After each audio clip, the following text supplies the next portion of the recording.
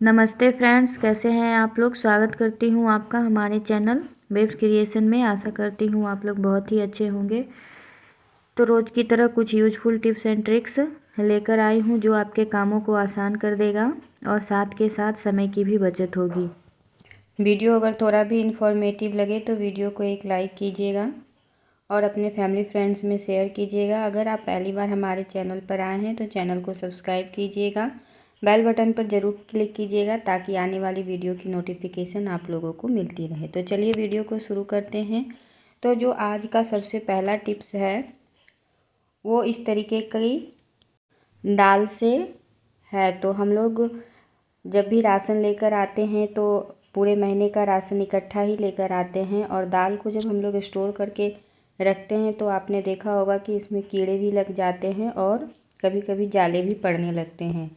तो ऐसा क्या करें जिससे जो हमारी दाल कीड़ों से बचे रहे। तो इसके लिए आपको कुछ नहीं करना है, आपको रेगुलर जो हम लोग नमक खाने में यूज़ करते हैं बस उसे लेना है और 1 चम्मच इस तरीके से दाल में मिक्स करके रख देना है। तो आप देखेंगे कि जो आपका दाल है वो लगभग 6 महीने तक भी ख़राब नहीं होगा।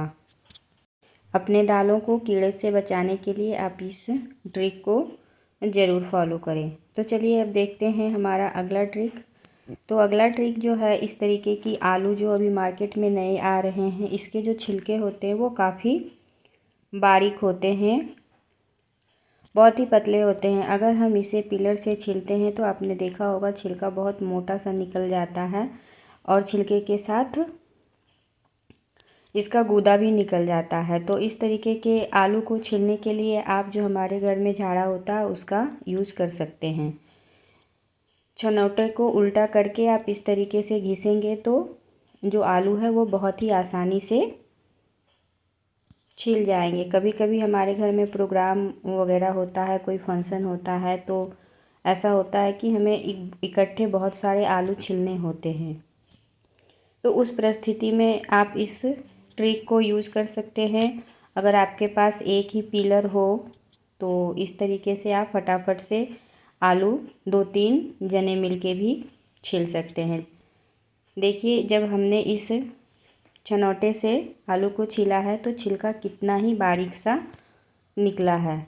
चलिए मैं पिलर से आपको छिल के दिखाती हूँ। तो जब हम लोग पिलर से आलू को छीलते हैं तो आप देख रहे हैं कि जो इसका छिलका है काफ़ी मोटा निकल रहा है।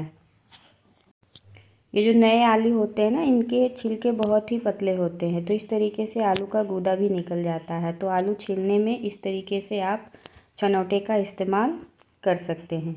दोनों आलू में आप डिफरेंट भी देख रहे हैं कि इसका कितना गूदा निकल गया है और जो हमने छनौटे से छिला है वो बहुत ही अच्छे से छिला है। तो चलिए अब देखते हैं हमारा अगला ट्रिक। जो अगला ट्रिक है सुई में धागे डालने से है। तो जब भी हम लोग सुई में धागे डालते हैं तो आपने देखा होगा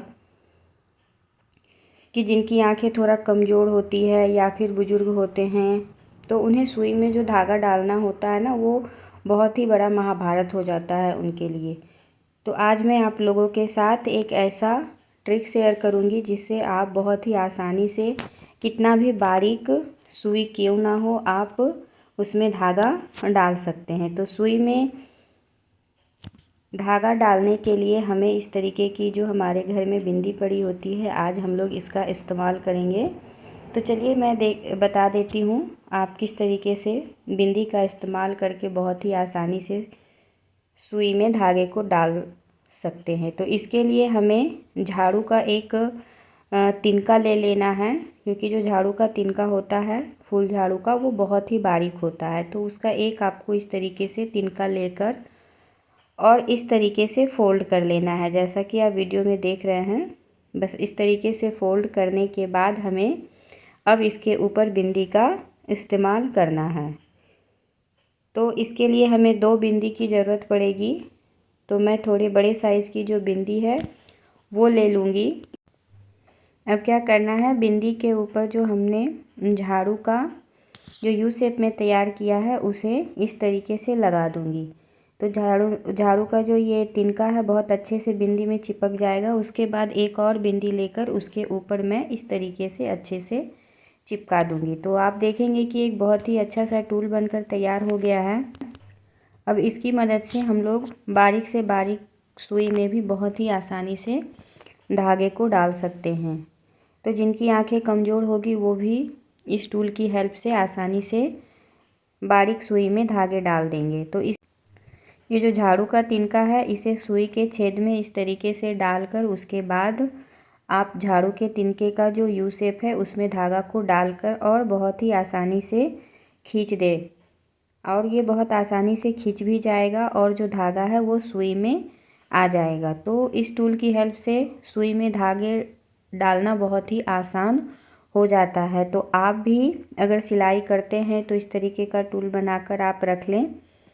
ये देखने में भी बिंदी के कारण बहुत ही खूबसूरत लगता है। सुई में धागे डालने का जो टूल होता है वो मार्केट में मिल जाता है, लेकिन आप बिना खर्चे का घर में बहुत ही आसानी से इस तरीके का टूल बनाकर रख सकते हैं। तो चलिए देख लेते हैं अगला ट्रिक। तो अगला ट्रिक है, इस तरीके की जो मिरर होती है उसे जब हम लोग यूज़ करते हैं तो यूज़ करते करते इस पर बहुत ही दाग धब्बों के निशान आ जाते हैं। उसके बाद इसे में अगर हम अपना फेस देखते हैं तो वो क्लियरली नहीं दिखता है। तो आज इसे वेसलिन की हेल्प से हम साफ़ करेंगे। तो इसके लिए हमें एक बर्तन ले लेना है। छोटी सी मैंने कटोरी ली है। इसमें थोड़ा सा मैं इस आईने में जितना ज़रूरत है उतना मैं वेसलिन ले लूँगी।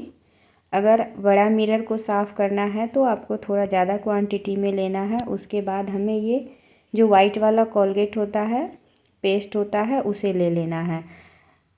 कोशिश कीजिएगा कि जो वाइट पेस्ट होता है वही लें। इसके बाद इन दोनों को अच्छी तरीके से मिक्स कर लेंगे। मिक्स करने के बाद इसे आईने के ऊपर बहुत ही अच्छी तरीके से लगा देंगे।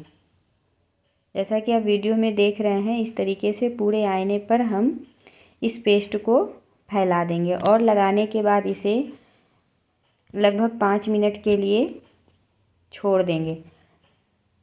तुरंत लगाकर इसे तुरंत नहीं पोंछना है। लगाने के बाद इसे 5 मिनट के लिए छोड़ दें। उसके बाद जब इसे आप साफ़ करेंगे तो देखेंगे कि जो आपका आईना है वो बहुत ही अच्छे तरीके से साफ़ हो जाएगा। ये जो मेरा आईना है ये दोनों साइड से है, तो मैं दोनों साइड में बहुत ही अच्छे तरीके से इसे लगा लूँगी। आशा करती हूँ कि जो भी मैं आज टिप और ट्रिक आप लोगों के साथ शेयर करी हूँ वो सब आप लोगों के कुछ न कुछ काम ज़रूर आएंगे। तो अगर वीडियो थोड़ा सा भी आप लोगों को अच्छा लगा हो, आपके काम आया हो, तो एक लाइक ज़रूर कीजिएगा। तो मैंने इस आईने में बहुत ही अच्छे से लगा दिया है और इसे लगभग 5 मिनट के लिए मैंने छोड़ दिया है। उसके बाद मैं क्या करूँगी, कोई सा भी कॉटन का कपड़ा से इसे अच्छे से पोंछ लूँगी। आप चाहे तो टिश्यू पेपर का भी इस्तेमाल कर सकते हैं। तो मैंने ये कॉटन का टॉवल लिया है और टॉवल से अच्छी तरीके से रब करके इसे साफ़ कर लूँगी। और ये आईना बहुत ही अच्छे से साफ़ हो गया है, बहुत ही चमकदार दिख रहा है। तो इस तरीके से आप अपने घर के जो भी मिरर हैं आप उसे साफ़ कर सकते हैं। ड्रेसिंग आईना हो या अलमीरा में आईना लगा हो, जो भी हो, आप उसे बहुत ही आसानी से साफ़ कर सकते हैं। तो आप लोग देख सकते हैं आईना कितना अच्छा साफ़ हो गया है। तो चलिए अब देख लेते हैं अगला ट्रिक। तो अगला जो ट्रिक है वो बचे हुए दाल से है। तो हमारे घर में अक्सर ऐसा होता है ना कि दाल बच जाता है, उसके बाद कोई उसे खाना नहीं चाहते हैं। तो आज मैं इस बचे हुए दाल को आटे में डालकर इस दाल से पराठा बनाऊंगी, जो बहुत ही स्वादिष्ट बनता है और बहुत ही पौष्टिक होता है। और इस तरीके से क्या है ना कि बच्चे अगर नहीं खाना चाह रहे हैं दाल, तो इस तरीके से आप बच्चों को दाल खिला सकती हैं। तो हमारे यहाँ अक्सर ही दाल बच जाता है, तो मैं उसे इसी तरीके से आटे में गूँथकर और अच्छा सा एक पराठा तैयार कर लेती हूँ, जिससे दाल भी वेस्ट नहीं होता है और बच्चे दाल बहुत ही आसानी से खा लेते हैं। और आप चाहे तो किसी भी तरीके से पराठा तैयार कर सकते हैं। आज मैं आपके साथ लच्छा पराठा किस तरीके से बनाती हूँ वो आपको दिखा रही हूँ। तो मैं सबसे पहले गोल रोटी के जैसा बेल ली हूँ, उसके बाद उसे चाकू की हेल्प से इस तरीके से कट कर ली हूँ, जैसा कि आप वीडियो में देख रहे हैं।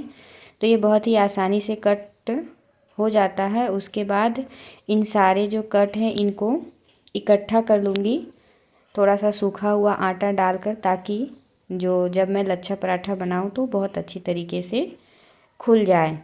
तो इस तरीके से अच्छे से इसका एक रोल करूँगी। रोल करने के बाद इसे लोई का शेप दे दूँगी। तो बहुत ही आसानी से आप इस तरीके से लच्छा पराठा बनाकर तैयार कर सकते हैं, जो खाने में भी बहुत ही अच्छा लगता है। तो कभी भी आपके घर में दाल बच जाए इस तरीके से, तो आप इस तरीके से पराठा बनाकर बचे हुए दाल का यूज कर सकते हैं। आप चाहे तो बची हुई सब्जी का भी यूज करके इस तरीके से आटे में गूँथकर पराठा बना सकते हैं। दोनों ही बहुत ही स्वादिष्ट बनता है। अगर आप बची हुई सब्जी का भी इस तरीके से आटे में डालकर पराठा बनाएंगे तो वो पराठा भी बहुत टेस्टी बनता है। आप उसे अचार के साथ या फिर चाय के साथ खा सकते हैं। तो आई होप जो भी मैंने आज ट्रिक आप लोगों के साथ आइडिया जो शेयर करी हूँ आप लोगों को पसंद आया होगा। अगर पसंद आया होगा तो वीडियो को लाइक कीजिएगा, अपने फैमिली फ्रेंड्स में शेयर कीजिएगा। और अगर आप पहली बार हमारे चैनल पर हैं तो आपसे एक रिक्वेस्ट है कि आप चैनल को ज़रूर से सब्सक्राइब कीजिए और बेल बटन पर भी क्लिक कर लीजिएगा, जिससे आने वाली वीडियो की नोटिफिकेशन मिलती रहे। तो चलिए मिलती हूँ अगली वीडियो में, तब तक के लिए bye bye and thanks for watching.